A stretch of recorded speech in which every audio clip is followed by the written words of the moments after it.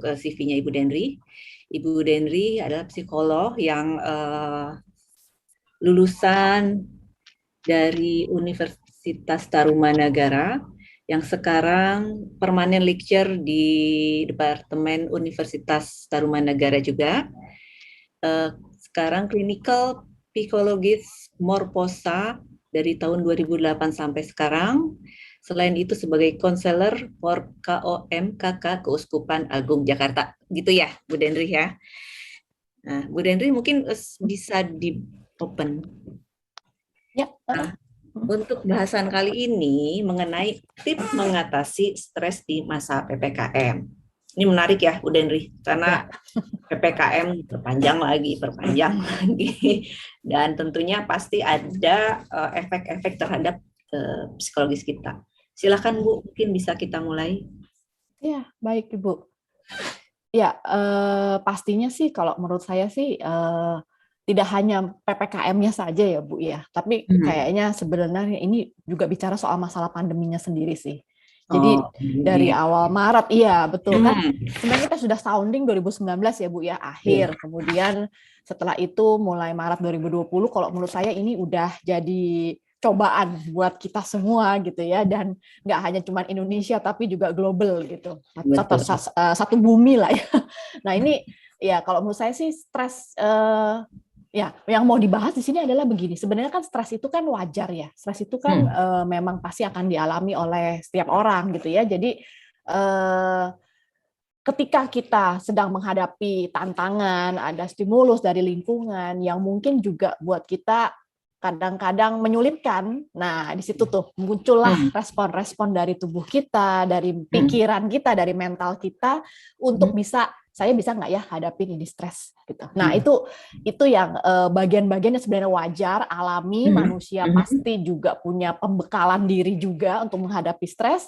Nah, sekarang stresnya ini ditambah kalau menurut saya lebih berat lagi, yaitu dengan masa pandemi, karena kan mungkin buat sebagian besar dari kita mungkin meskipun dengan keterbatasan fisik kita, tapi kan kadang-kadang kita kan pasti pengen punya aktivitas ya, buat happy di luar. Betul. Atau sekedar pergilah ke rumah saudara, ke rumah orang tua, kalau yang rumahnya udah berpisah ya, kalau sudah mandiri itu aja nggak bisa gitu, karena kan kita juga harus memikirkan resiko ya, resikonya buat orang lain gitu. Nah, itu yang akhirnya membuat kalau menurut saya ruang lingkup gerak kita makin terbatas. Nah, itu yang akhirnya menyebabkan mengapa tingkat stres pada masa pandemi ini jauh lebih tinggi dibandingkan sebelum pandemi. Begitu Bu Tanti. Itu sih kira-kira yang mungkin perlu saya ceritain ya soal stresnya itu sendiri. Wajar, tapi kalau sekarang jadi sangat tidak wajar. Dengan kondisi sekarang ya. Iya. Bu Denri, ngomong-ngomong masalah stres, ini seringkali kita bicara saya sendiri, saya sedang stres. Sebetulnya apa sih yang dimaksud dengan stres di kacamata seorang psikolog? Oke. Kalau lagi stres berarti kita lagi berjuang untuk mencoba untuk bertahan ya, mencoba untuk bisa survive dari kondisi yang tidak menyenangkan. Karena ya kalau ada stimulus atau ada sesuatu dari lingkungan kita, dari luar diri kita itu menyenangkan, kita pasti nggak akan stres ya, kita pasti bilangnya akan bahagia gitu. Tapi kalau itu tidak menyenangkan, menyusahkan, menyulitkan, nah respon kita itu yang akhirnya disebut dengan stres. Gitu. Jadi responnya ya Bu Denri. Respon kita, ya betul. Jadi itu sebetulnya masih sesuatu yang wajar atau tidak menurut Bu Denri terkait stres? Ya pastinya wajar ya Bu ya, karena kita kan ada satu kenyataan yang namanya kita itu tidak bisa mengontrol lingkungan, ya kita hanya bisa mengontrol diri kita sendiri. Nah jadinya kita masih selalu siap sedia untuk menghadapi stres. Dan ini adalah kondisi yang wajar bagi setiap manusia. Bahkan nggak hanya manusia sebenarnya ya. Manusia pun dari rentang usia anak-anak sampai dewasa pasti pernah stres. Pasti bisa mengalami stres ya. Anak-anak juga bisa stres loh. Kalau orang tuanya bertengkar di depan mereka gitu ya. Atau yang paling masalah simpel adalah ketika adiknya lahir misalnya. Nah itu kan juga bikin stres buat anak-anak. Kemudian tumbuhan bisa nggak stres? Bisa. Hewan juga bisa stres gitu ya, karena memang semua makhluk hidup. Betul, semua makhluk hidup Bu. Tapi saya nggak bilang bahwa mereka bisa punya perasaan ya, tapi minimal mereka sebagai kalau kayak tumbuhan, mereka kan makhluk yang vegetatif gitu ya, minimal mereka pasti terganggu pertumbuhannya. Itu aja simpel ya. Pilihannya kalau nggak mati gersang gitu ya. Nah, tapi sama sebenarnya. Kita ketika menghadapi sesuatu yang tidak dapat memenuhi kebutuhan kita, nggak bisa bikin kita senang gitu ya, itu yang akhirnya membuat kita stres. Okay. Jadi di masa PPKM itu selain kesehatan fisik, kesehatan mental juga penting ya, Bu Dendri? Ya, karena dua-duanya terkait satu sama lain tuh, Bu. Ya kan? Fisiknya lagi drop, mentalnya juga jadi males, ya kan? Moodnya jadi nggak semangat. Kalau kita lagi banyak pikiran, tubuhnya juga jadi kena juga, gitu. Jadi itu tantangan kita di masa PPKM ini ya, Bu Dendri ya? Banget. Nah, sebagai orang autoimun terutama, Bu, pengalaman saya pribadi ini seringkali terganggu, terutama masalah tidur. Itu ada masalah dengan tidur bermasalah, biasanya besok pagi itu pengaruh kan terhadap mood kita tuh. Moodnya jadi naik turun. Ya. Nah, selanjutnya karena mood naik turun, akhirnya hormon-hormon baiknya tuh mungkin low, itu pengaruh juga terhadap fisik kita. Dan itu selalu muter di situ, Bu Dendri. Kira-kira Ibu ada tips-tips atau kiat-kiat akan hal ini? Iya. Sebenarnya manusia itu kan punya tiga bagian ya. Jadi mungkin teman-teman tahu ya, kita tuh punya namanya berpikir gitu ya, pikiran kita, perasaan dan juga perilaku gitu ya. Tiga hal ini sebenarnya yang nyambung gitu ya. Mungkin kalau tidur tadi kan perilaku ya. Tidur, perilaku, tapi biasanya tidur itu pasti terkait juga dengan pikiran dan perasaan kita. Kalau kita lagi tidak tenang, kalau pikiran juga lagi sedang banyak, biasanya perilaku kita juga jadi terganggu ya. Salah satunya sulit tidur, sulit bekerja, nggak bisa produktif gitu. Nah, kalau dirunut dari cara-cara kita ya, nih saya nggak bisa tidur, habis itu saya nanti berpengaruh mood. Nanti kalau mood saya begini, nanti saya begini. Sebenarnya kadang-kadang yang bikin kita semakin senewan ya, yang bikin kita makin stres adalah karena kita sudah berusaha mengantisipasi, karena kita selalu sudah berpikir ke depan ya. Jadi kita lagi sudah mau tidur nih misalnya gitu ya, sudah mau tidur, terus susah misalnya ya, karena gelisah gitu ya, ke kiri ke kanan karena nggak bisa tidur, banyak pikiran. Kemudian pikiran itu salah satunya nyambungnya mulai ke arah, aduh kok saya nggak bisa tidur ya, sekarang udah jam berapa ya gitu. Ini biasanya juga banyak yang terjadi juga ya sama teman-teman yang mungkin mengalami insomnia gitu. Jadi ketika kita sudah berpikir ini udah jam berapa, terus berkali-kali lihat jam, itu semakin membuat stres sebenarnya. Ya, karena kita semakin menentukan hidup kita itu pada jam. Kalau saya tidur, saya masih tidur jam 10. Kalau sampai jam 12 saya belum tidur, wah gawat nih. Nanti saya begini, ya kan Bu ya? Nanti saya begini, nanti saya begitu, nanti begini.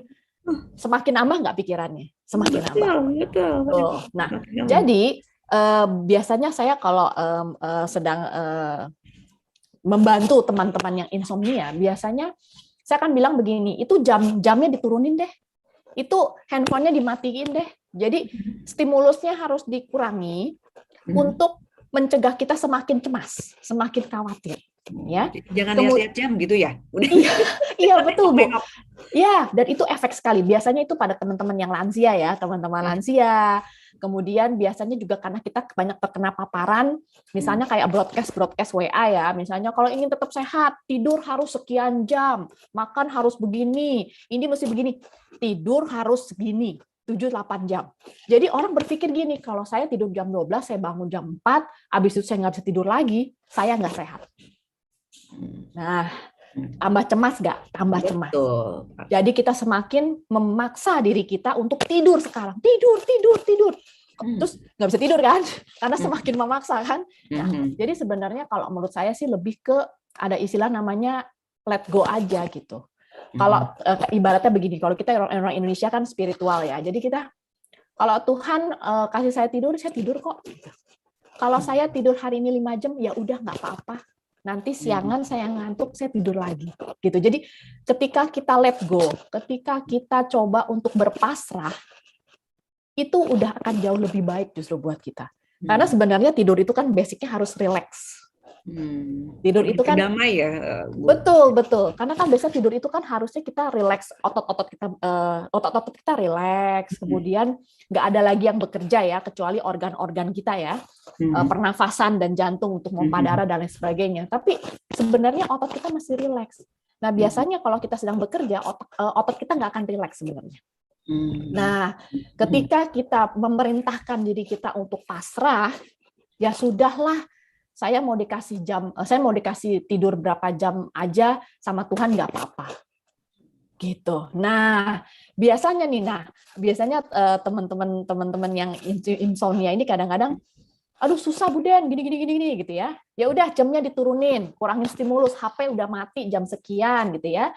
Ya udah istirahat aja tidur. Kalau bisa mau nonton TV silahkan gitu ya, atau mau baca buku silahkan gitu. Tapi udah kasih waktu buat tubuh jalan sendiri. Dia mau tidur.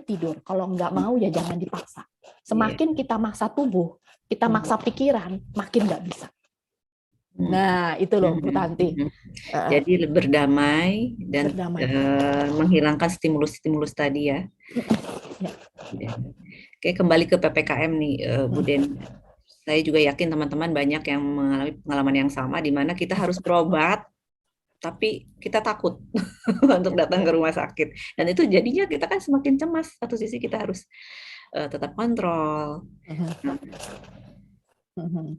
Ya ini berarti bisa bicara tentang prioritas ya Bu ya, karena memang saya juga ada kok beberapa kali bolak-balik rumah sakit ya, karena ini mau nggak mau gitu Kak ya, karena memang mungkin jujur aja sih Bu, sebenarnya mungkin saya juga sharing sama teman-teman, kalau saya juga sempat selama masa PPKM ini, masa PSBB dari awal itu, saya udah mulai stres juga karena biasanya aktivitas kemudian terbatas gitu, dan itu kena ke tiroid saya gitu ya, jadi lumayan lah ya, rambut rontok dan lain sebagainya gitu. Saya berobat mau nggak mau, jadi masih ke rumah sakit, ke dokter internis, kemudian harus ke lab, kemudian abis itu ayah saya juga sakit gitu ya, jadi masih ngurus beliau gitu. Nah sebenarnya ini masalah prioritas gitu. Selama kita pergi ke rumah sakit untuk kontrol itu kan sebenarnya sesuatu yang positif ya. Kita memperhatikan diri kita sendiri, kita peduli sama kesehatan kita sendiri, kita sayang sama diri kita sendiri. Jadi kalau menurut saya ya udah, selama kita coba untuk berhati-hati gitu ya. Sisanya kenapa? Karena kalau kita perginya positif, kita perginya happy karena saya mau check up diri saya, harusnya itu positif, itu emosi yang positif, dan emosi yang positif itu kan pasti membantu imunitas. Dibandingkan kita pergi dengan rasa cemas, dibandingkan kita pergi dengan penuh ketakutan gitu. Padahal kita tahu tujuan kita ke rumah sakit kan bagus gitu, meskipun kondisinya negatif, meskipun kondisinya mengkhawatirkan. Karena yang paling penting, makanya saya bilang, meskipun lingkungan itu negatif, yang penting kitanya gimana. Itu kan sebenarnya harus dijaga ya Bu Tanti ya. Mau positif. Jadi teman-teman kalau kita mau ke rumah sakit, saya biasanya mempersiapkan diri dulu untuk besok saya mau ke rumah sakit, tujuan saya apa sih? Oh, saya kan mau periksa diri saya. Oh, saya kan mau cek lagi nih, tiroid saya gimana nih, udah oke apa belum, udah stabil belum. Oh, saya mau dapat obat lagi dari dokter saya gitu. Nah, itu sesuatu yang positif yang mendorong kita ke rumah sakit. Sehingga sebenarnya itu bagus buat imunitas. Jangan lupa makanannya juga yang oke gitu ya. Kalau menurut saya, sesuatu yang positif itu bisa jadi bentengnya kita duluan untuk mental ya terutama. Itu ya. Jadi kita tetap harus jaga, artinya tetap prokes tadi kalaupun ke rumah sakit, dan happy ya Bu Dendi ke rumah sakitnya tanpa rasa cemas dan segala macam. Nah, untuk mengatasi masalah stres tadi, kira-kira apa ya tips-tipsnya, Dr. Dendri? Oke, mungkin banyak hal sih Bu ya yang bisa dibahas ya sebenarnya ya. Tapi memang dari awal pertama kali kita mulai kena pandemi, sebenarnya kan kita kan ada masa-masa dulu ya, ada prosesnya dulu gitu. Jadi kita akan memasuki masa adaptasi dulu awal-awal ya. Salah satu adaptasi itu kan yang mungkin paling menyebalkan itu adalah pakai masker ya. Ya, dan mungkin ada teman-teman yang kena mask syndrome juga ya. Jadi yang bagian bawahnya itu bagian yang tertutup masker tuh jadinya jerawatan, kan mungkin kotor ya karena kan lembab gitu. Apalagi kalau kita pakai seharian. Itu masa-masa adaptasi gitu ya, masa-masa adaptasi di mana kita harus coba hadapi stressfulnya seperti apa. Kadang-kadang mungkin merasa kesel juga gitu. Kenapa sih pakai ada COVID gitu ya? Kenapa sih pakai acara nular nih? Kadang-kadang kita malah nyalain orang lain ya. Ini siapa sih yang nyebarin ke Indonesia ya kan awal-awal ya Bu ya. Saya sempat tuh kayak gitu nih. Aduh, pengen tahu orangnya siapa gitu ya. Kondisinya pasti up and down gitu ya. Mencoba ini, mencoba itu, mungkin mentok kiri, mentok kanan. Tapi terus lama-kelamaan kita bisa pelan-pelan mulai untuk terbiasa. Nah, inilah hebatnya manusia. Sebenarnya kita tuh punya yang namanya kemampuan untuk bisa menerima stres. Ya, ya mungkin contoh yang paling gampang itu adalah apa bedanya orang Indonesia sama orang bule, misalnya begitu. Yang paling gampang itu adalah orang Indonesia itu lebih gampang kemana-mana.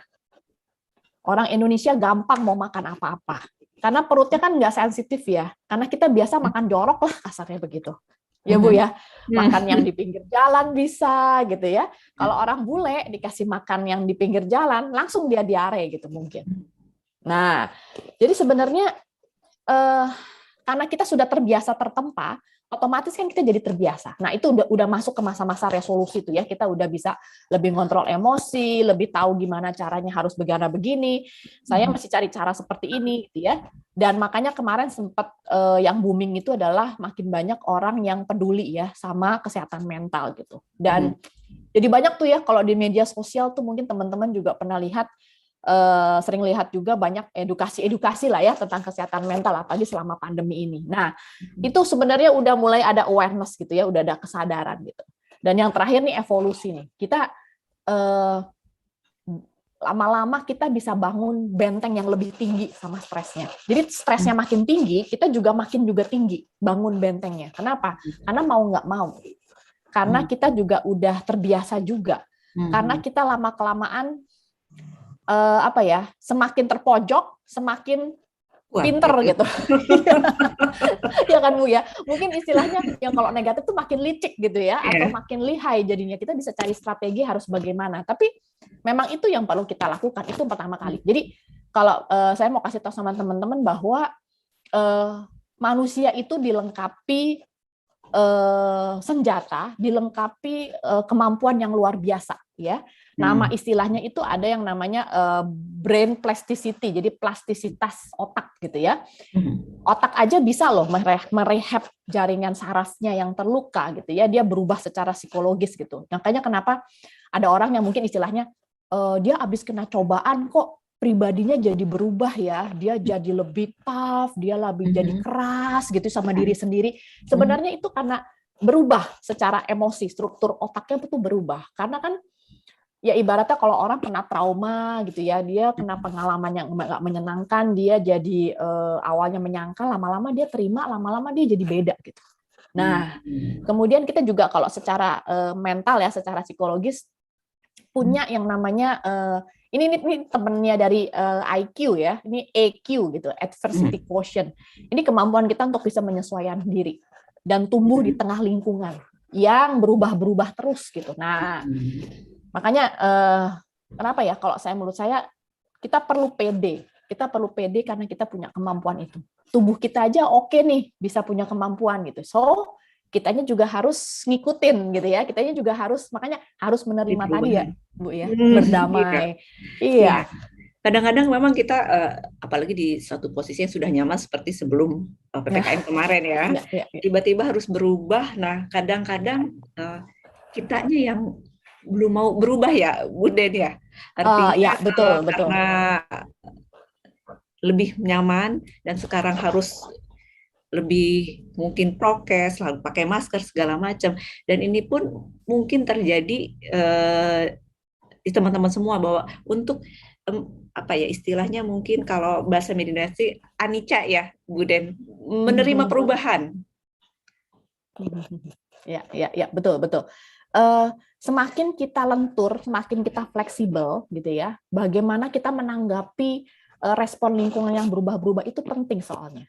Contoh deh misalnya ketika Presiden mengumumkan kita PPKM, kita PSBB ya, kita PSBB. Mungkin awalnya oh cuman gitu doang gitu ya. Waktu itu kan sempat ribut ya, kok PSBB tetap aja rame, tetap aja macet gitu. PSBB yang kedua, apaan sih? Nah, kadang-kadang kita begitu respon kita adalah apaan sih? Kenapa harus begitu sih? Gitu ya. Dan kita baca berita banyak orang yang menolak untuk PSBB, untuk PPKM, itu sebenarnya membuat kita juga jadi ragu gitu. Sebenarnya saya terima apa enggak ya?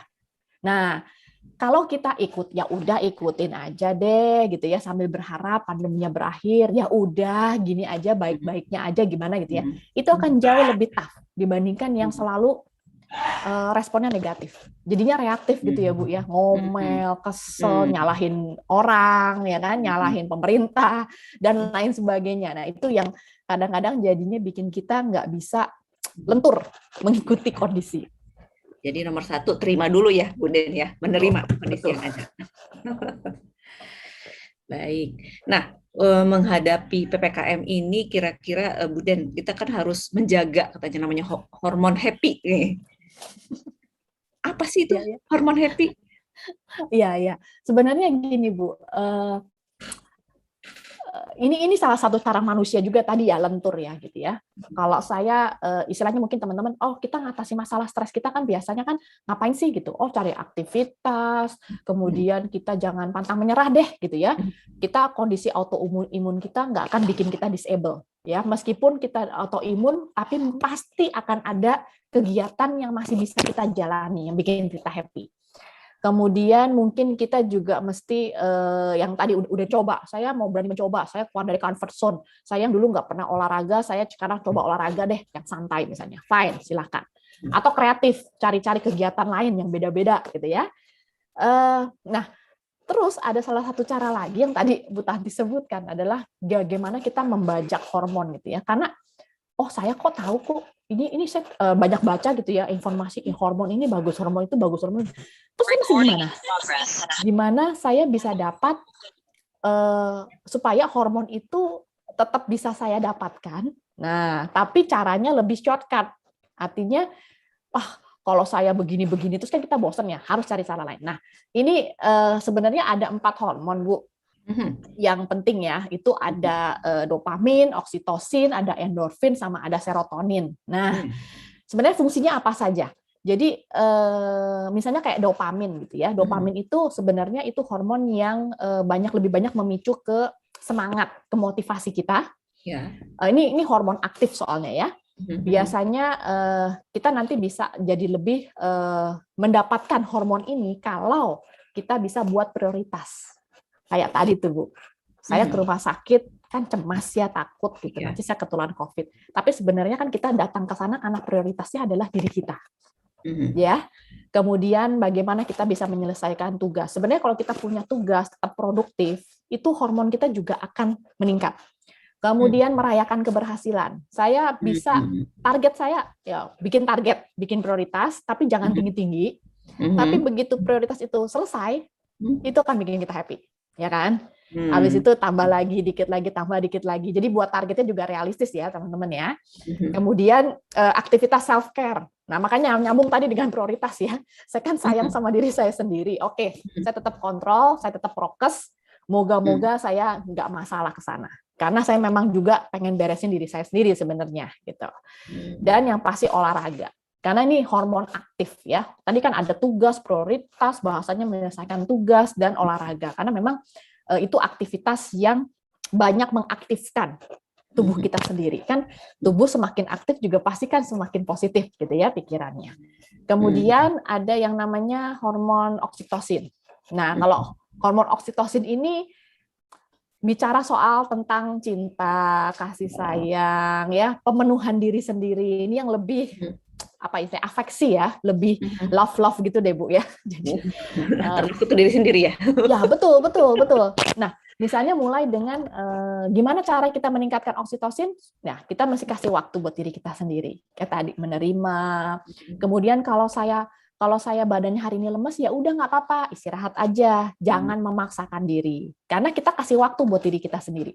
Kita mesti ngikutin ritme kita sendiri. Hari ini lemes, hari ini saya nggak bisa kerja banyak, target saya nggak selesai, nggak apa-apa. Ya, saya hanya bisa tidur 5 jam.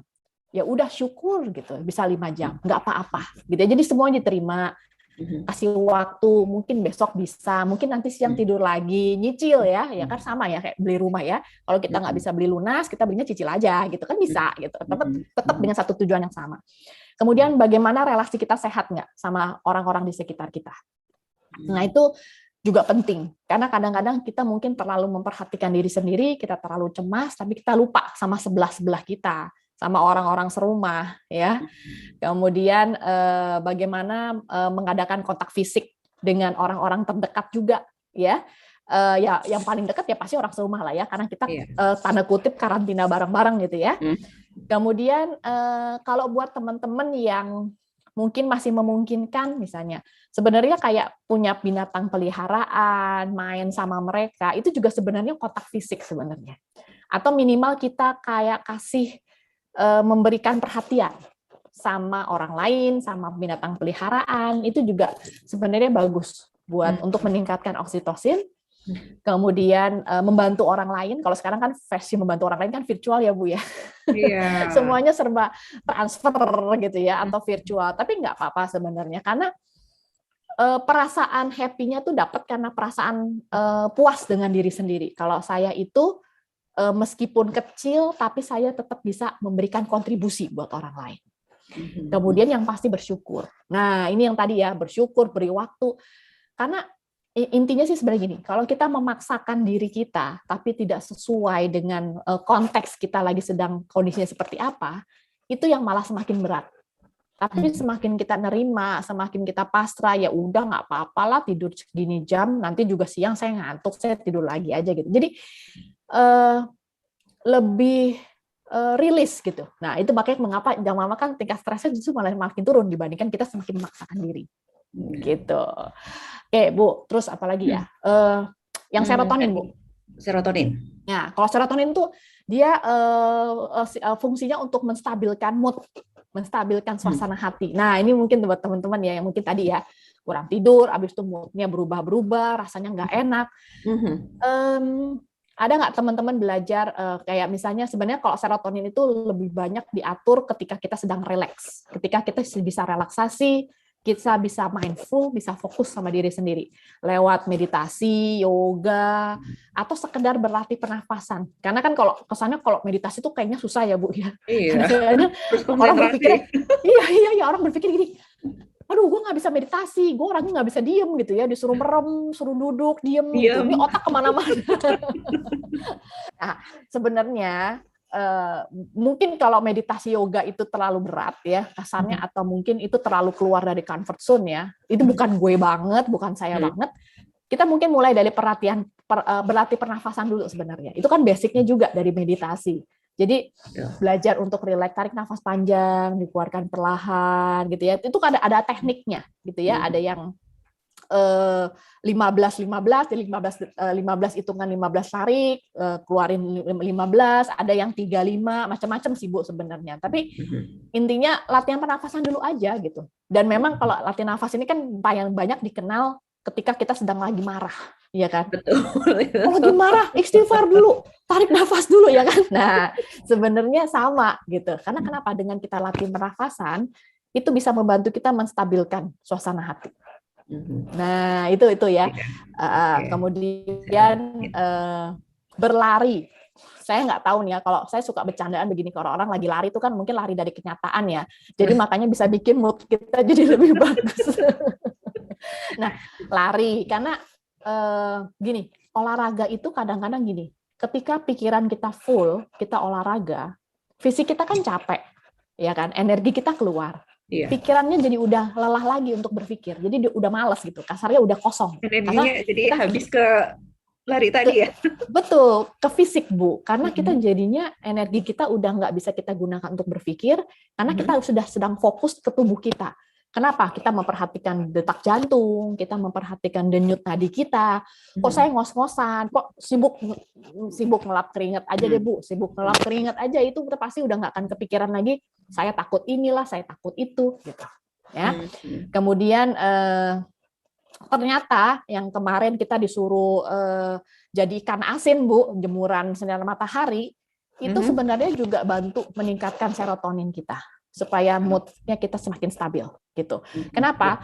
Kalau secara psikologis, kalau secara psikologis, Bu, sebenarnya orang yang hanya stay di rumah saja, mager ya Bu ya, malas gerak, di kamar saja, apalagi kalau kamarnya pakai AC atau kipas angin adem, apalagi kalau habis hujan gitu ya Bu ya, udah hanya diem di kamar gitu ya, dia justru moodnya akan jauh lebih up and down, semakin kayak roller coaster justru. Ini menarik nih. Ya, ketika di luar rumah sebenarnya sama kayak tadi Bu, kayak olahraga juga, kita kena matahari, kita kena udara, kita mungkin kadang-kadang struggle juga dengan nafas misalnya gitu, tapi kita jadi lebih aktif gitu. Dan itu malah lebih bikin kita moodnya jauh lebih stabil dibandingkan hanya di rumah saja gitu.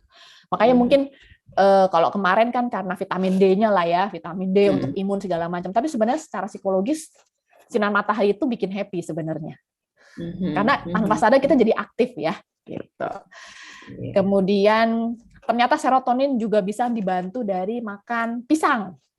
Oh, pisang. Pisang itu kan sebenarnya vitamin D-nya ya Bu ya, sama kalau katanya buat perempuan juga bagus ya karena ada kalsiumnya juga. Tapi memang yang namanya kalsium itu memang nggak hanya sekedar imun tubuh gitu, tapi juga sebenarnya mempengaruhi psikis juga. Makanya kenapa larinya ke imun juga gitu. Oke, kemudian kalau buat teman-teman yang hobinya yang wangi-wangi, aromaterapi gitu, itu juga bagus ya untuk bikin mood kita jadi lebih calm gitu ya, lebih stabil, lebih apa istilahnya? Humble ya, lebih oh ya udah gitu, lebih santai, lebih rileks ya. Kalau teman-teman suka yang lavender yang biasanya memang sifatnya untuk merileks, itu boleh ya. Itu juga akan bantu kita untuk menstabilkan emosi. Oke. Kemudian satu lagi Bu. Nah, ini endorfin. Endorfin ini hormon yang fungsinya untuk painkiller. Untuk untuk sakit ya menghajar rasa nyeri ya Bu ya, menghajar sakit. Tapi jangan membayangkan kalau painkiller ini kalau saya jarinya lagi berdarah terus saya melakukan ini jadi lupa, bukan ya. Tapi kadang-kadang nyeri ini kan bisa juga nyeri secara psikologis ya. Artinya mungkin kita punya perasaan sedih, kita lagi drop, kita lagi feel depressed ya, lagi sedang tertekan gitu ya. Nah, ini bisa dibantu dengan endorfin. Endorfin caranya gimana? Mesti ketawa. Itu salah satu nomor pertama ya.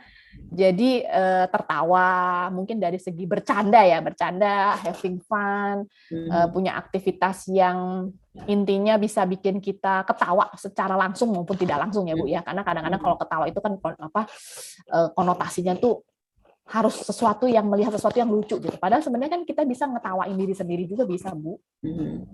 Ya kan kadang-kadang, aduh saya kok bodoh amat sih gini aja nggak bisa. Payah nih gue nih gini-gini itu ketawa sendiri. Tapi bukan yang lebih kok saya bodoh banget ya. Aduh, kok saya memang nggak mampu lah, saya beginilah, saya begitu. Enggak. Tapi larinya lebih ke melihat diri kita sendiri itu sebagai ya saya juga pasti punya kekurangan. Iya, saya pasti punya kekurangan. Yang gini aja masa nggak bisa sih gitu ya. Tapi ini parah nih, kamu minta tolong sama siapa gitu ya. Tapi kadang-kadang kan bisa ya Bu ya, kita tuh ngetawain diri sendiri tapi dari segi yang positif gitu. Kemudian aktivitas seni. Nah, mungkin teman-teman yang nggak bisa aktivitas berat fisik gitu ya, aktivitas seni, sebenarnya aktivitas seni itu juga banyak sekali. Banyak yang melelahkan juga ya, kayak menjahit, terus yang kayak merajut, apalagi yang bikin motek-motek itu kan capek ya sebenarnya ya. Nah, itu sebenarnya bisa jadi alternatif yang suka musik, yang suka dance, yang suka nyanyi gitu. Sebenarnya ini ada hal-hal yang bisa bikin kita bisa untuk mengatasi tadi painkiller ya, rasa sedih kita ya.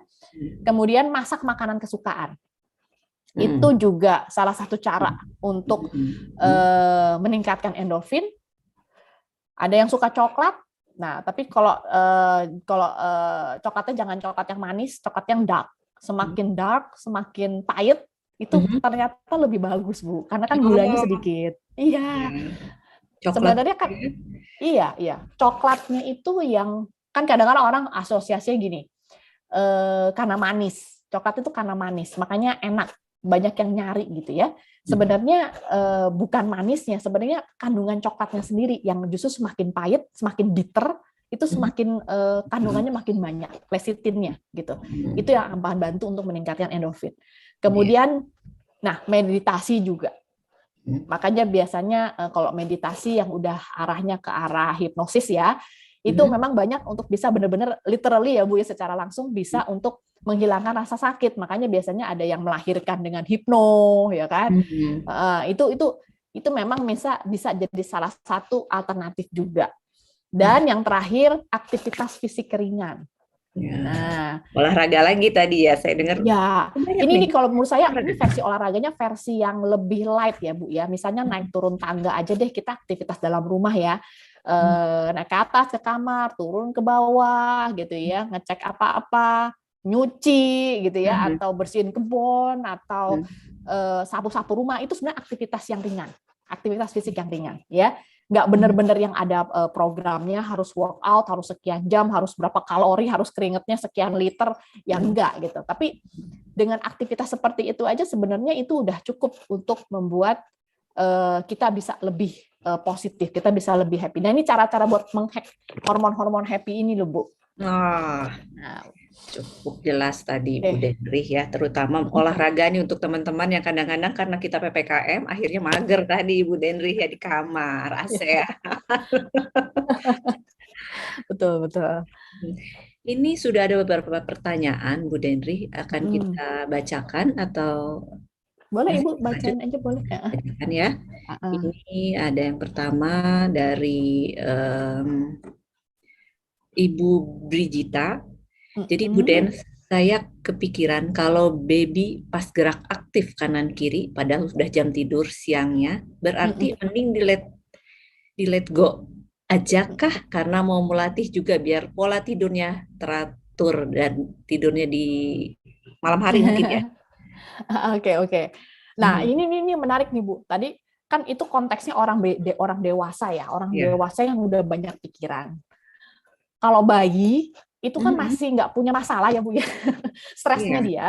Cuman kalau nggak enak di bagian bajunya basah, kalau ngompol, atau kalau dia udah lapar tapi belum ada yang kasih minum atau makan. Nah, sebenarnya kalau bayi sih lebih ke kita coba atur. Oh, kita kok coba kenali anak gitu. Ini kok jadi kayak konsultasi psikologi anak ya. Tapi kalau anak itu memang kita perlu atur energinya, ya. Kalau anak ini terlalu dia energinya besar, berarti harus dikasih aktivitas fisik yang banyak, ya. Bermainnya lebih banyak segala macam supaya pas tidur siang dia bisa tidur siang.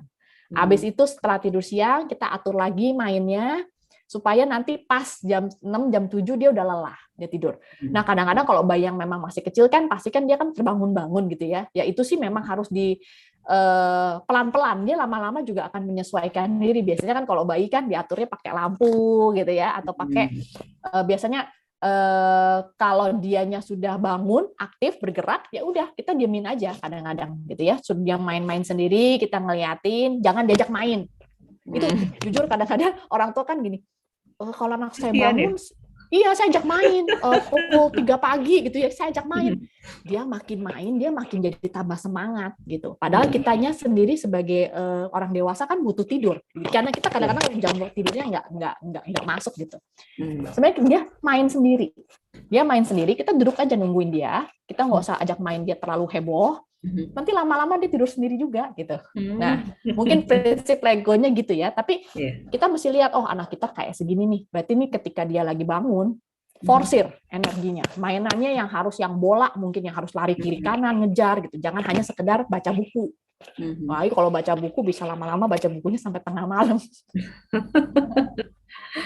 Jadi mudah-mudahan terjawab ya Bu Brigita pertanyaannya tadi. Selanjutnya ini dari Nevi. Jadi selamat pagi Bu. Izin bertanya, solusi kalau tidur malam tidak bisa pulas, jadi mata terpejam, seakan-akan pikiran tetap kemana-mana nih. Dan apa yang harus dilakukan agar bisa rileks? Selanjutnya, oh itu pertanyaan nomor satu mungkin itu. Bagaimana caranya agar bisa tidur dalam kondisi rileks? Iya, oke. Ya, ini kan tadi sama ya, sebenarnya mirip-mirip ya. Memang kadang-kadang nih, ini sebenarnya dari statementnya Mbak Nevi sendiri, ini sebenarnya sedikit denial juga ya. Ngerasanya udah tidur, tapi pikirannya kemana-mana. Kalau menurut saya itu belum tidur, karena kalau tidur itu yang benar-benar itu adalah blast ya. Kita nggak mikir apa-apa, kita benar-benar pasrah gitu. Mau dibangunin jam berapa, hayu gitu ya. Sekarang gini, apakah Mbak Nevi pernah mengatasi dulu apa yang sedang dipikirkan itu tadi? Ya, karena kadang-kadang kita merasa bahwa saya udah mau tidur, tapi pikiran saya kemana-mana. Berarti sebenarnya yang harus dibereskan pikirannya itu dulu. Apa sih yang saya pikirkan? Apa yang membuat saya jadi berpikir demikian? Karena pasti ada masalah. Kemudian kita jadi yang tadi ya, kita jadi membayangkan misalnya nanti gimana ya kalau saya begini ya? Nanti kalau saya begini orang bilang saya apa ya? Jadi kan kadang-kadang kita takut dijat, takut dinilai, atau kita takut gagal. Kita jadi banyak antisipasi, tapi belum ada jawabannya. Jadi idealnya pikirannya itu dibereskan dulu gitu. Jadi begitu Mbak Nevi bangun, saya semalam mikir apa sih? Dicatat. Apa sih yang bisa yang memicu saya berpikir demikian? Oke, kalau saya masih penasaran, saya harus tanya. Kalau saya masih nggak tahu, coba minta penilaian orang lain. Kira-kira nanti bagaimana? Jadi ketika jawaban itu ditemukan, ketika jawaban itu sudah bisa kita tentukan, kita tahu jawabannya apa, kita pasti akan pikirannya akan jauh lebih rileks. Karena kenapa? Kita udah tahu jawabannya. Gitu. Tahu solusinya juga ya. Betul, betul, betul. Karena kadang-kadang gini, manusia itu memang saking pinternya ya Bu Tanti ya. Kadang-kadang belum kejadian udah takut dulu. Betul. Kita istilahnya fantasi. Kita berfantasi nanti bakal begini. Kita berfantasi nanti akan begitu. Nanti orang begini. Jadinya kita jadi kepikiran. Sebenarnya itu basicnya. Yang belum terjadi kita pikirkan juga. Ya, betul. Namanya fantasi kan, Bu ya. Fantasi itu kan belum tentu terjadi, tapi kita ngayal dulu aja. Sebenarnya bukan ngayal sih, ngayal tuh lebih positif. Kalau ini lebih ke yang tadi, terlalu cemas, terlalu takut. Gitu. Jadi mendingan pikiran itu dicari masalahnya apa, dicari solusinya apa. Supaya ketika tidur udah nggak pikirannya sudah nggak ada. Kenapa? Karena sudah terjawab. Begitu Mbak Nevi. Ya, mudah-mudahan menjawab ya Mbak Nevi ya, dan sudah bisa tidur nyenyak nanti malam. Selanjutnya dari KAI ini, pagi Buden, apa pengaruh pandemi, terutama PPKM bagi anak-anak remaja, dan bagaimana mensiasati kebosanan karena belajar online dan kurang komunikasi juga, dan aktivitas pula dengan teman-teman remaja lainnya. Oke, sebenarnya ini mirip-mirip ya. Anak remaja itu kan sebenarnya kan lagi banyak. Kalau anak sekarang sih kayaknya justru menurut saya terlalu kurang ya aktivitas fisiknya ya. Mereka lebih banyak semua kerjaan, semua ini aja udah urusannya ke gadget gitu. Ditambah sekarang pandemi yang memang akhirnya menghalalkan mereka untuk pegang gadget lama-lama. Iya kan? Ini udah semakin diperbolehkan lah intinya begitu. Nah, ini balik lagi ke bagaimana kita sebagai orang tua itu coba untuk cari tahu anak ini sukanya apa sih? Anak kita itu mau nggak sih coba explore aktivitas lain setelah mereka sekolah? Jadi harus ada selang-seling. Mereka menghadapi laptop ya atau gadget itu misalnya berapa jam? 5 sampai 6 jam ya sehari. Habis selesai sekolah, mereka ngapain? Nah, itu kan pertanyaannya. Apa yang mereka lakukan setelah mereka selesai sekolah? Apakah mereka bantu di rumah? Apakah mereka punya aktivitas lain yang memang mereka melibatkan diri dalam kegiatan di rumah bareng-bareng sama keluarganya? Nah, itu yang justru harus kita tambahkan. Ya, kalau anaknya nggak mau gimana? Ya harus diperkenalkan secara perlahan-lahan. Karena kalau yang namanya kebiasaan itu nggak bisa hanya sekali 2 kali. Tapi harus terus rutin konsisten. Jadi orang tuanya memang harus terlibat aktif sih ya. Makanya kenapa memang kalau dalam banyak-banyak seminar parenting ya, Ya ujung-ujungnya bagaimana si orang tua ini ngajak, ngasih contoh, kemudian membiasakan ke si anak. Ya, ini yang paling penting. Ya, sekarang pertanyaannya dulu, apakah kita sendiri komunikasi nggak sih sama anak-anak? Kita sendiri punya nggak sih aktivitas sama anak-anak? Minimal makan bareng-bareng deh. Itu harus misalnya. Makan malam atau makan siang, atau syukur-syukur bisa makan pagi, siang, malam bisa berbarengan. Biasanya kalau pagi susah ya, karena mereka jam 7 udah standby ya, depan laptop, kita masih masak, misalnya begitu. Tapi ketika si anak lagi istirahat nih, jam 9, jam 8, mereka turun cari makan, kita temenin. Kalau kita sempat, kita temenin. Nah, itu kan sebenarnya kan momen-momen yang harus kita cari. Kemudian abis itu melibatkan mereka dalam urusan bantu-bantu dong di rumah, misalnya hal-hal kecil gitu. Karena mereka juga ngelihat gini, kalau saya nggak diajak, berarti saya nggak dipercaya. Kalau saya nggak dikasih tanggung jawab, berarti saya juga nggak dipercaya gitu. Jadi ya udah, daripada saya nggak dipercaya, saya mendingan nggak usah ikutan kan gitu. Itu anak remaja zaman sekarang ya, yang suka mager-mager itu ya karena itu. Karena memang mungkin kita sendiri sebagai orang tua nggak berani kasih tanggung jawab lebih buat si anak. Begitu ya Ibu Ai. Menjawab Kak Ai ya. Iya, Kak Ai ya. Nah, pertanyaan selanjutnya ini dari Pak Demianus. Pak Demianus ini bercerita bahwa sebelum pandemi, mereka berempat ada asisten rumah tangga. Jadi biasanya jam 6 sudah beres-beres, dan jam 6.30 sudah mulai bekerja. Namun semenjak pandemi, anak-anak bangunnya menjadi siang. Dan kondisi ini sebagai orang tua jadi agak kesal. Anak-anak jadi tidak seperti biasanya mungkin ya. Aturan seperti itu. Dan bagaimana bisa happy? Oke. Tidak rapi. Halo Pak Damianus. Ya, Bapak kelihatan rapi kok. Kelihatan dari penampilan. Iya, Pak Damianus. Iya. Ini memang sebenarnya udah bagus ya, udah punya kebiasaan, punya ritual di rumahnya sudah bagus gitu ya. Ya, memang ketika pandemi ini pasti kan banyak perubahan ya, Pak. Salah satunya anak-anak kena gadget lebih banyak, mereka godaannya untuk gadget ya. Dan mereka menghalalkan ya, misalnya, kok kamu masih pegang HP ini lagi tugas dari gurunya. Kita nggak bisa ngomong apa-apa ya, kita nggak bisa berdebat apa-apa.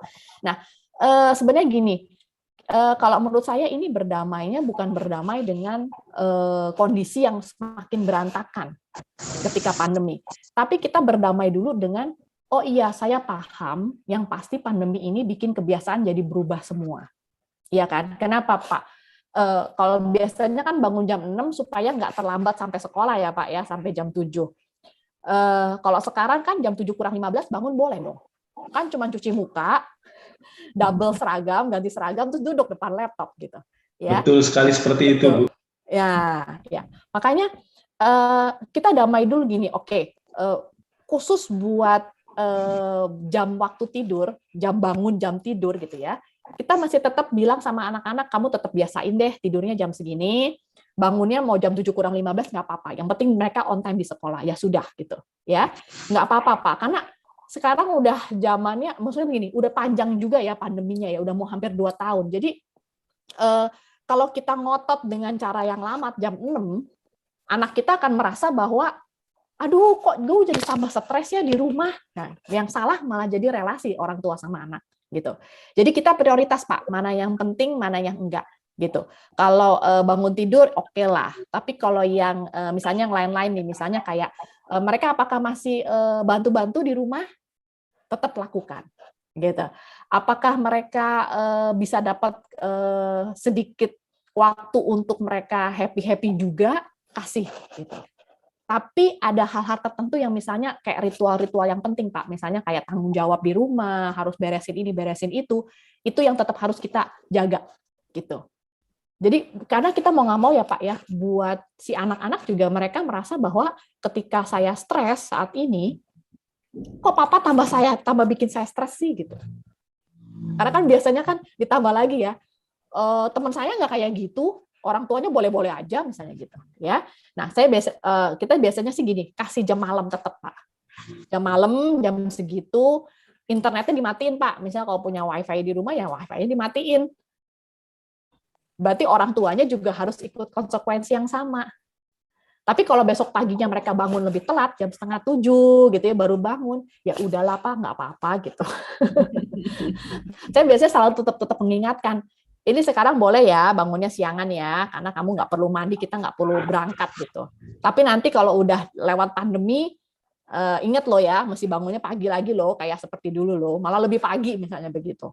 Oke gitu. Saya selalu tetap ngingetin. Jadi supaya mereka nggak terlena ke kondisi sekarang, ya malah mereka jadi menikmati pandemi gitu. Enggak lah.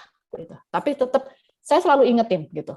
Kadang-kadang berkala sih, nggak setiap hari gitu ya. Kadang-kadang nanti kalau ini Mbak inget loh, bangunnya mesti pagi kok. Iya ma gitu. Jadi mungkin dibuat prioritas aja Pak. Ya, yang tanggung jawab tetap harus dilakukan. Disiplin tidurnya itu juga yang tidur malam sama yang tidur pagi. Nah itu bangun pagi yang bangun pagi itu juga perlu tetap harus diingatkan. Tapi ya udahlah dikasih kelonggaran dikit boleh lah Pak. Kenapa Pak? Kadang-kadang kalau kita terlalu keras juga, terlalu ketat, terus anaknya ngelawan, itu yang bikin stres sebenarnya Pak. Oke. Iya kan? Iya, oke. Tapi kalau kita melonggarkan, kita juga jadi nggak jadi merasa bahwa kita tuh nggak dilawan. Itu sebenarnya yang bikin pas stres. Mungkin Bapak makanya rasanya, aduh kok segala sesuatu nggak berjalan seperti yang saya mau. Itu yang bikin stres Pak sebenarnya. Tapi kalau Bapak melonggarkan, anak ngikutin, anak tetap disiplin, oh ya udah Papa ngomong begini oke, tanggung jawab tetap dijalankan, jadinya sama-sama loss Pak, sama-sama fleksibel. Oke Bu, terima kasih. Oke Pak, sama-sama. Jawab ya Pak Demian. Selanjutnya dari Pinky. Jadi Pinky ini setiap tidur harus selalu minum obat-obatan seperti tramadol, kodein, clobazam, dan seringkali terbangun dalam kondisi cemas, keringat dingin. Jadi kondisi ini kadang-kadang membuat emosinya tidak terkontrol, bahkan melukai diri sendiri. Bagaimana untuk menghadapi hal seperti ini, Bu Denri? Oke, ini sepertinya mungkin mesti konsul sama dokternya kali ya Mbak Pinky ya, karena mungkin kadang-kadang kombinasi obatnya bisa jadi efek samping karena kombinasi obatnya, atau karena kadang-kadang bisa jadi Mbak Pinky sendiri mungkin punya kayak kecemasan yang secara psikis ya. Jadi gini, kalau saya udah minum obat, oke, saya pasti tidur. Kalau saya nggak minum obat, nanti saya kenapa ya? Gitu. Jadi ini kan kayak semacam merasa bahwa hidupnya Mbak Pinky itu diatur sama obat. Jangan-jangan loh, ya. Karena mungkin patokannya hanya obat yang bisa bikin saya nyaman. Hanya obat yang bisa bikin saya tidur. Nah, ini belief ya. Ini keyakinan yang kadang-kadang justru bikin kita jadi terjebak gitu. Nah, Mbak Pinky sendiri saya nggak tahu nih. Mungkin kalau Mbak Pinky nggak keberatan, mungkin boleh sambil kita komunikasi mungkin ya sambil chat sekarang. Bukan chat, sorry. Buka mic-nya untuk ngobrol. Saya nggak tahu persis apakah Mbak Pinky sendiri ada nggak kombinasi konsul dengan psikiater atau dengan psikolog, karena kok masalahnya ada yang missing gitu. Boleh Mbak Pinky sharing? Iya tuh. Pinky mau langsung, Bu bisa unmute. Diberikan waktu untuk langsung konsultasi. Ya, aku tuh jadi kayak semenjak waktu itu ada masalah problem sama keluarga, jadi itu kalau mau tidur, jadi kayak nggak bisa tidur nyaman gitu intinya. Kalau tidur harus dibantu sama obat, makanya sama dokter dikasih obat itu jadi bisa tidur nyaman gitu. Tapi kalau nggak minum obat, ntar kalau malam tuh jadi kayak gelisah, kayak keringat dingin, atau nangis, atau ntar ngelukain diri sendiri, kadang kebangun marah-marah, nyilet-nyilet tangan kayak gitu. Oh, oke. Berarti begini, berarti yang ada besar kemungkinan itu Mbak Pinky punya masalah relasi, punya masalah yang perlu dicari solusinya, ya. Sama tuh kayak tadi tuh yang dari Bu Nevi ya kalau nggak salah ya. Jadi sebenarnya pikiran itu pasti kenapa sih kita kepikiran? Karena belum ada solusi, nggak selesai-selesai. Itu yang ibaratnya mungkin kayak kita simpan sampah gitu ya. Nggak heran sampahnya itu jadi bau terus gitu. Kita jadi keinget, kita jadi cemas, kita jadi gelisah. Dan ini udah terlihat dari perilaku ya. Perilakunya Mbak Pinky itu sudah melukai diri sendiri. Berarti Mbak Pinky sudah mulai menyalahkan diri sendiri. Mbak Pinky nggak tahu mesti ngapain. Mbak Pinky nggak bisa ngomong sama orang, nggak bisa konfront sama orang, sehingga Mbak Pinky meluapkan pada diri sendiri. Gitu. Jadi ada besar kemungkinan saya sih suggest Mbak Pinky konsul, bereskan masalahnya. Kalau ada relasi dengan orang tua, punya masalah dengan orang tua, bereskan. Ya. Kalau misalnya orang tuanya nggak bisa diajak konsul juga, berarti Mbak Pinky yang mesti belajar untuk mengatasi masalah itu sendiri. Gitu. Nah itu biasanya kalau lagi konsul, biasanya nanti akan dikasih tahu gimana caranya atau bagaimana caranya supaya Mbak Pinky bisa lebih survive dari masalah itu. Itu sih Mbak Pinky. Karena kalau hanya mengandalkan obat saja, tapi masalahnya nggak diselesaikan, yang ada Mbak Pinky jadinya muter-muter terus gitu, ya nggak selesai-selesai. Gitu ya Mbak Pinky ya. Mbak Tanti sebelum ke chat berikutnya, tadi itu kebetulan Nevi sama Pinky tergabung di Komodai Teenager, Buden. Kalau misalnya Buden berkenan, nanti mungkin bulan depan bisa kita atur waktu how to release pain untuk adik-adik ini, adik-adik. Oke. Oke, baik. Saya panggilnya Ibu lagi sih Nevi ya. Lanjut Mbak Tanti. Masih ada 2 pertanyaan, Buden. Kita sudah pukul 11, masih bisa ya? Bisa Bu, cepat aja. Oke, yang dari Bu Brigita lagi. Jadi Bu Brigita ini anxiety-nya semakin parah semenjak pandemi karena ada suatu hal yang ingin disampaikan ke orang tuanya, namun Mbak Brigita udah tahu apa yang akan ucapan ataupun respon yang akan disampaikan terhadap Bu Brigita ini. Jadi hal ini membuat gelisah, dan bagaimana manage respon ortu dan bagaimana pula memanage anxiety saya. Mewakili teenager juga nih kayaknya nih. Oh, Brigita ini juga ya? Iya, masalah dengan orang tua nih. Oke. Ya, gini. Yang pasti kecemasan itu kan pasti kan terbangun karena sudah banyak pengalaman ya.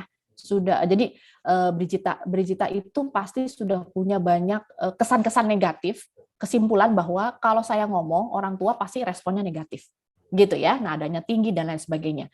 Jadi pengen ngomong tapi pengen menghindari respon orang tua. Ini yang akhirnya bikin konflik buat Brigita sendiri. Nah sekarang begini, yang pasti kecemasan itu muncul karena nggak pernah bisa menyampaikan, ya. Jadi ada keinginan tapi nggak kesampaian, tapi pengen terus kayak begitu terus. Nah, begini, sebenarnya kalau masalah seperti ini, sebenarnya Brigita sendiri punya saudara nggak? Punya kakak, punya adik yang mungkin bisa bantu untuk ngomong, untuk bicara gitu ya? Atau sebenarnya biasanya ini memang jadi masalah juga. Jadi sebenarnya orang tua kamu bermasalah, jadinya mereka lempar masalah itu ke anak-anak. Atau relasi papa mama kamu yang mungkin bermasalah, sehingga mereka nggak bisa menghandle anak-anaknya. Nah itu sebenarnya banyak hal yang bisa dielaborasi sih. Tapi yang pasti kadang-kadang saya suka mengencourage gitu. Kalau kita nggak pernah ngomong, kita nggak pernah tahu loh responnya seperti apa sebenarnya ya. Atau jangan-jangan cara penyampaian kita yang keliru selama ini sehingga mereka menanggapinya jadi berbeda. Nggak heran mereka menanggapinya negatif. Nah itu bisa banyak kemungkinan. Dan ini cuma bisa kalau kalau diobrolkan atau dibahas lagi lebih dalam nih. Karena sebenarnya kalau masalah keluarga itu cukup pelik ya. Karena relate-nya ke banyak orang gitu, banyak persepsi, banyak keyakinan yang salah gitu. Padahal belum coba tapi udah takut dulu. Nah itu problem utamanya sebenarnya. Itu ya Brigita ya. Oke, mudah-mudahan terjawab ya Mbak Brigita. Selanjutnya yang terakhir dari Mbak Vera Triana ini. Jadi Buden, Kamila susah tidur karena nyeri di bahu. Dan kadang-kadang minum obat natrium baru bisa tidur. Jadi kadang-kadang susah bangun paginya. Dan Mama suka marah katanya. Oke. Mama tahu nggak kondisi kamu kayak begitu. Nah, ini kadang-kadang sama ya, mungkin mirip kayak Berjita. Kadang-kadang kita ngelihat orang tua kita itu marah, padahal mungkin sebenarnya mereka karena nggak paham. Kesannya paham, tapi mereka tetap marah, Bu. Nah, itu juga ada ya. Ternyata mungkin berarti mereka berarti mereka nggak benar-benar paham sih sebenarnya, ya. Karena misalnya nih contoh nih, kalau misalnya baru bisa tidurnya tuh di atas jam 12 misalnya begitu ya. Nah, kita mesti informasi bahwa saya semalam tidurnya jam segini, Ma. Makanya aku bangunnya jam segitu. Nah, di situ ya. Atau kalau perlu, Mama kalau nggak percaya, Mama lihat aja deh saya tidurnya jam berapa gitu ya. Ini saya sih nggak tahu ya. Ini juga sebenarnya kalau masalah sama keluarga kayak gini nih mesti dilihat dari berbagai sisi nih gitu. Karena kadang-kadang ada juga yang mungkin mirip ya. Mungkin kayak tadi ya yang tadi Pak Debianus bilang ya. Ini kalau dari segi orang tua kadang-kadang mereka ingin anaknya tetap disiplin supaya nggak kelupaan dengan jadwal. Yes, niatnya bagus. Tapi kadang-kadang si anak merasa bahwa kok papa mama nggak ngertiin saya sih gitu. Kan kondisi saya kayak begini gitu.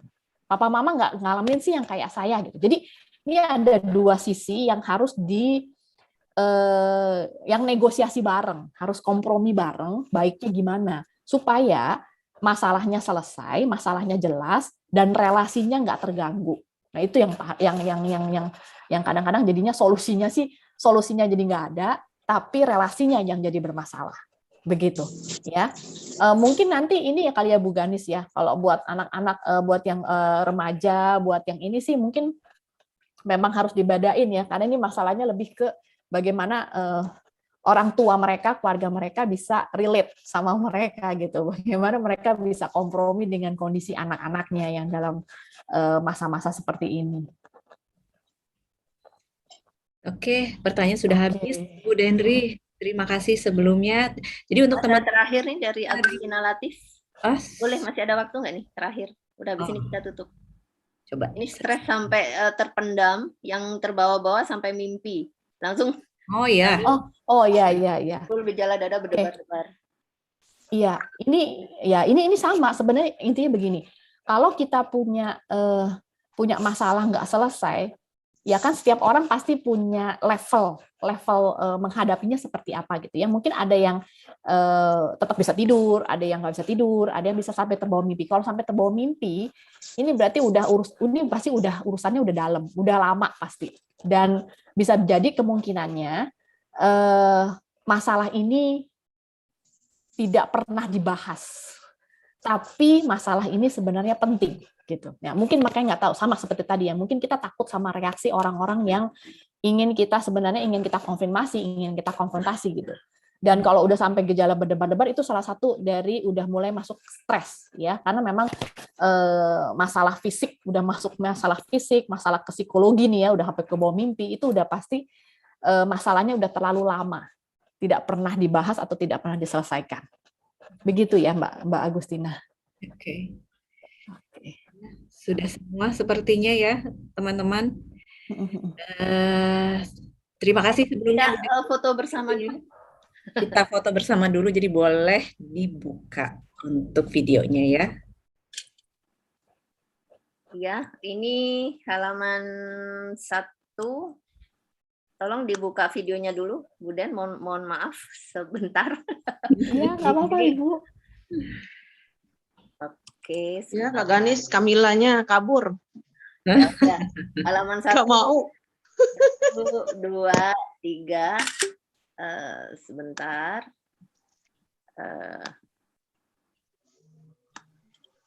Halaman sebentar. Halaman kedua sekarang. Oke.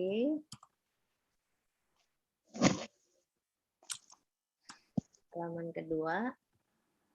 Oke, terima kasih. Ya. Nah, sebelum ditutup Mbak Tanti, sekali lagi kemudian tadi itu ternyata dari adik-adik kita masalah tersembunyi ya, tidak bisa menyampaikan ke orang tua, komunikasi dan lain-lain, sehingga menjadi stres terpendam, itu mungkin perlu mohon waktunya. Kita membahas fokus untuk itu. Dan nanti kita tujukan juga ke undangan ini ke para orang tua, ya, supaya tahu bagaimana menghadapi putra-putrinya. Begitu. Kita tunggu ya sesi berikutnya, teman-teman. Terima kasih atas kehadirannya. Silakan Mbak Tanti. Ya, terima kasih sebelumnya Bu Den atas waktunya. Sama Ibu. Dan teman-teman semua. Mungkin YouTube